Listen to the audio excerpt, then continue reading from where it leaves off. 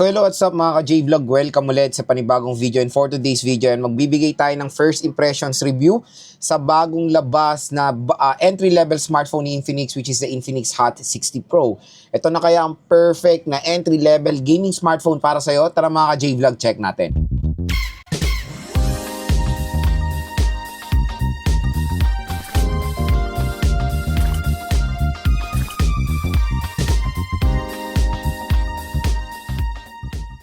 So yun mga ka-J-Vlog, another first impressions review na naman tayo, and this time our topic is the Infinix Hot 60 Pro. And yon, again, this is not a full review.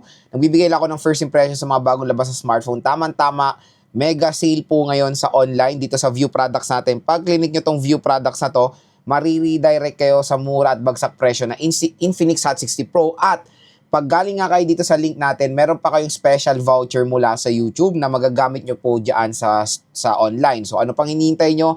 I-click nyo na lang po itong View Products kung gusto nyo makakuha ng murang Infinix Hot 60 Pro. So ano nga muna ba ang SRP ng device na to?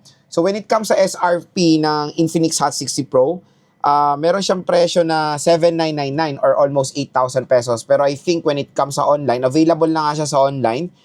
Let's check ha. Yun nga mga J-Vlog, available ng Infinix Hot 60 Pro, and sa online for the 8GB 256, ang presyo niya is 8,500. Pero yung SRP niya I think is 8,500, pero makukuha nyo na lang siya ng 7,300 sa online. Tapos pag meron pa kayong mga mega voucher, there's a possibility na makuha nyo to ng 6,000 plus or below 7,000 pesos for the 8GB 256. So I think two variants po ito. Check natin ng mabuti. And available na rin palang Infinix Hot 60 Pro Plus, and gagawa rin tayo ng full review niyan or unboxing. Stay tuned lang, in-order ko na rin po itong mga devices na to. Pero again, gumagawa muna tayo ng first impression review para magkaroon din kayo ng idea kung sulit nga ba itong smartphone na to. For yun, 8GB 256 ang available mga ka-J-Vlog for a price tag na 8,499. At yun nga, makukuha nyo na lang siya ng below 7,000 pesos pag clinic nyo itong View Products natin. So yun nga, itong Infinix Hot 60 Pro is a new entry-level smartphone ngayong 2025, at mga ganda rin yung specs in fairness ng device na to. So, usapang specifications muna tayo dito sa Infinix Hot 60 Pro. Screen niya napakalaki, 6.78 inches, at ang maganda balita, AMOLED display siya. Beyond Full HD Plus, 1080p na rin ang resolution nito. Meron siyang resolution na 1224 by 2720 pixels, na meron pang support sa 144Hz refresh rate, at maganda pa yung protection niya, Corning Gorilla Glass 7 eye protection.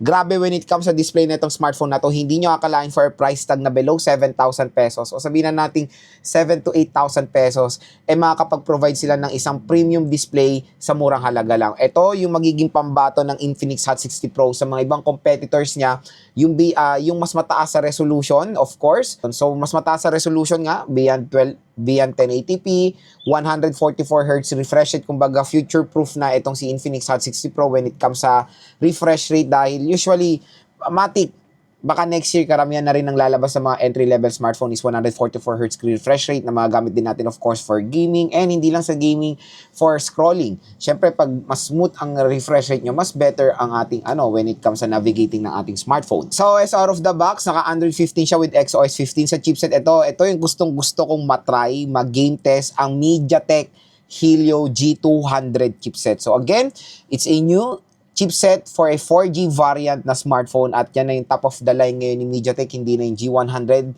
G200 na po. When it comes sa CPU, octa-core CPU with a clock speed of 2.0 GHz, and sa GPU naka Mali G57 MC2 ito. So very exciting yung GPU niya, Mali G57 MC2. Yung MP1 nga, napaganda na ng performance. Ito pa kayang G57 MC2, di ba? So when it comes sa itsura niya, nakita natin sa mga photos, para siyang triple rear camera setup. Pero again, I think it's yung pinaka main lang dito na magiging useful is yung 50 megapixel main camera niya.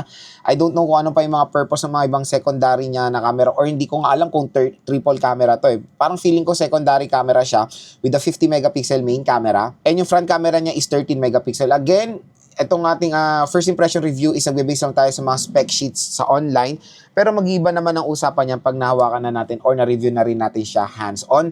Abang-abang lang kayo mga J-Vlog, nag-order na po tayo ng Infinix Hot 60 Pro, at soon mahawakan na rin natin yung device na yan. Meron siyang dual steer speakers for immersive sound. Meron din siyang gyroscope at pagdating sa battery, meron siyang 5,160 mAh na removable battery with 45 watt fast charging. At ang maganda rin dito, meron siyang dual biometrics at yung fingerprint scanner niya ay in-display na.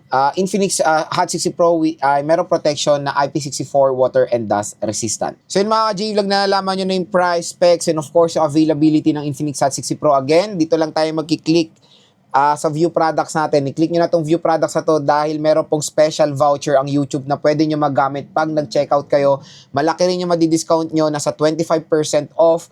I think ang pinaka-maxan is 1,000 or 800 pesos. Malaki rin mga J-Vlog, kaya dito nyo i-check out sa view products para makuha nyo ng mura ang Infinix Hot 60 Pro. So again, ito na po. Next is gusto ko magbigay ng first impressions overall dito sa smartphone na to para makatulong din sa mga consumers na bibili na itong smartphone na to. Even though wala pa po yung review unit, pwede na po tayo magbigay ng first impression based sa kanyang specifications kasi very well known naman tayo or familiar naman tayo sa mga specifications ng smartphone na to na nakikita rin natin sa mga ibang brands. Unang-una sa display tayo. Display ang pinakahatak sa Infinix Hot 60 Pro when it comes sa sales kasi napakaganda ng display nito. 6.78 inches. Biruin mo yan, malaki na yung display niya. Ito pa dadagdag dyan. Beyond 1080p resolution siya. So 1224 resolution. Asahan nyo na pag nagagamit na kayo ng Full HD 1080p na resolution, mas maganda pa yung mapoprovide ng Infinix Hot 60 Pro.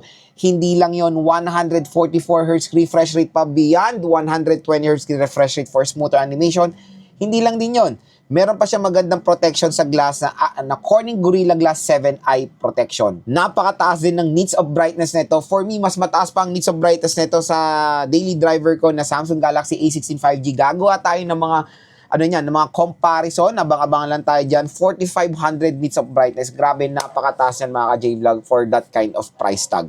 So yun, when it comes sa display, hands down, premium display for an entry-level smartphone with a price tag na 6,000 to 8,000 pesos. Napakagandang deal niyan mga J-Vlog. Next is yung chipset. So sa chipset, it's very intriguing. Gustong-gusto ko nga matry na yung MediaTek Helio G200. Pero when it comes sa specs niya kasi, sa mga iba, when it comes sa CPU and GPU, octa-core 2.0, very familiar na rin tayo dyan, and a Mali G57MC2, ay nagamit na rin natin yan ng mga several chipset sa mga ibang chipset na sa mga ibang brands. So, asahan na natin when it comes sa ganyan specs, makaka-handle to ng mga pretty much of modern games today. Parang yun, to be honest, hindi sila nagkakalayo ng specifications ng MediaTek Helio G100 Ultimate. So, again, let's try, kasi bagong chipset yan ni MediaTek, pero when it comes sa CPU and GPU, very well known na yan sa mga entry-level segment na mabilis din naman kahit papaano.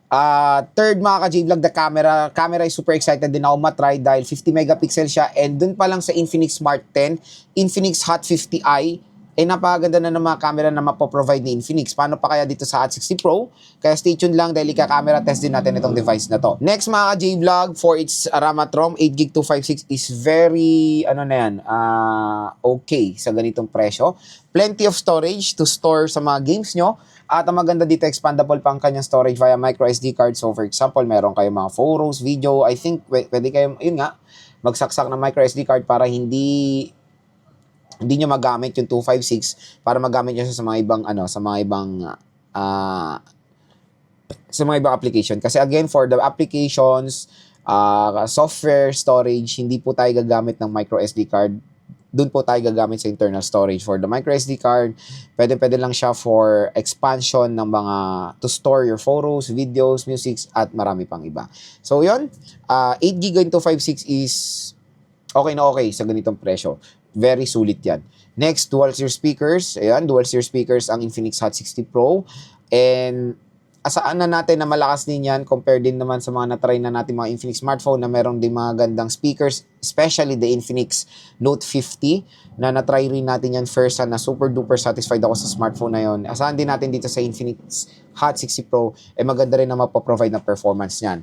At next mga J-Vlog, the battery malaki rin, 5,160 mAh non-removable battery, at ang maganda rin dito for price tag na for price tag na 6 to 8,000 pesos, 45 watt fast charging is okay yan, kaya don't worry when it comes sa ganyang charging rate, makakapag-provide po yan ng siguro less than 1 hour, full charge na yung kanyang 5,000 plus milliamp hour battery capacity.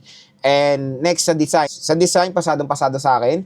When it comes sa color variation, parang siyang isipin na natin parang base model ng mga iPhones na mayroong mga ganda, iba't ibang mga colors, di ba?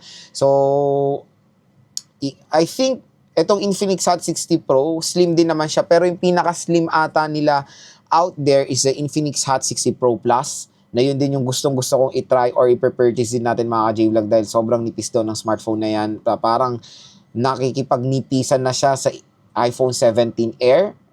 I don't know, tatry rin natin yan of course. Pero yun, the design, very aesthetic, very trendy, at marami kayong color options para dito sa smartphone na to. At ang pinaka-last is the protection. IP64 water and dust resistant is a good addition of course sa ganitong mga smartphones. Meron po tayong protection sa tubig. Again, ito na naman po tayo. Let's make it clear.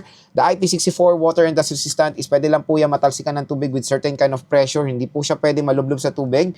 Dahil ang mga pwede po malublob sa tubig is IP67 pataas. Meron kasing mga stereotyping ngayon na nangyayari na sinasabi nila pag nalublob ang water resistant ay hindi po pwede. Sabihin nila hindi naman yun waterproof. Iba rin po ang waterproof, ibang water resistant, iba rin ang water resistant na merong mababang IP rating. So again, the Infinix Hot 60 Pro, hindi po yan pwede malublob sa tubig. Wag na wag nyo nang balakin. Meron lang siyang protection sa tubig. For example, yan, nilagay nyo to sa motor nyo, natalsikan siya ng tubig, nasplashan siya ng mga tubig, ng matagal. Yun, may protection siya sa... Yun, meron siya water protection, water resistant IP64. Pero once na nasubmerge sa tubig with certain minutes and certain deep, hindi na po possible yun or parang may tendency masisira yung smartphone nyo. So yun mga ka-J-Vlog, ang ating first impression so far dito sa Infinix Hot 60 Pro.